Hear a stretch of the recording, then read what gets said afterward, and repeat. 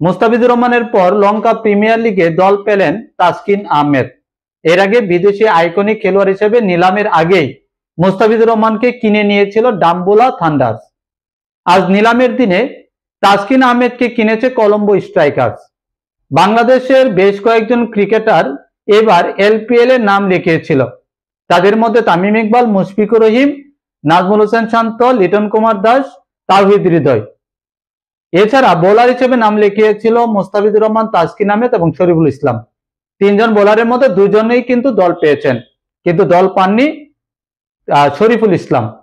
এছাড়া আমরা যদি একটু লক্ষ্য করি যে তাওহিদ হৃদয় গত মৌসুমে তিনি কিন্তু খেলেছিলেন 6টি ম্যাচ খেলেছিলেন লঙ্কা প্রিমিয়ার লিগে। সেখানে কিন্তু 6 ম্যাচে 155 রান করেছিলেন। তিনি খেলেছিলেন জাফনা কিংসের হয়ে, যেখানে তার স্ট্রাইক রেট ছিল 135.96, যাতে তিনি নজর কেড়েছিলেন, কিন্তু এবার এলপিএল এ তিনি দল পাননি।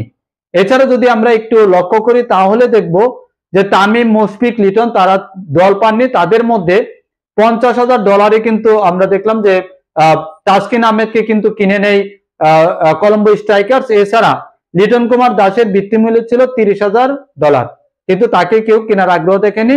এছাড়া মুশফিকুর রহমানের বৃত্তিমূল্য ছিল $50,000, তাওহিদ হৃদয়ের $40,000, তামিম ইকবালের $40,000, নাজমুল হোসেন শান্ত এবং শরীফুল ইসলামের ছিল $30,000, কিন্তু তাদেরকে কেউই কেনার আগ্রহ দেখায়নি।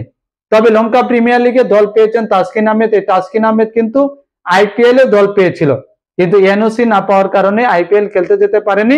এবার লঙ্কা প্রিমিয়ার লিগে তিনি দল পেয়েছেন। তিনি হয়তোবা সেখানে যদি সময় থাকে, বাংলাদেশের কোনো খেলা যদি বা সিরিজ না থাকে, তাহলে হয়তোবা তিনি এই লঙ্কা প্রিমিয়ার লিগে খেলতে পারেন।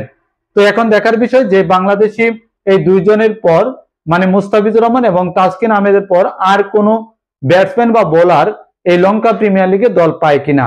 তবে তাসকিন আহমেদের জন্য অনেক অনেক শুভকামনা থাকলো।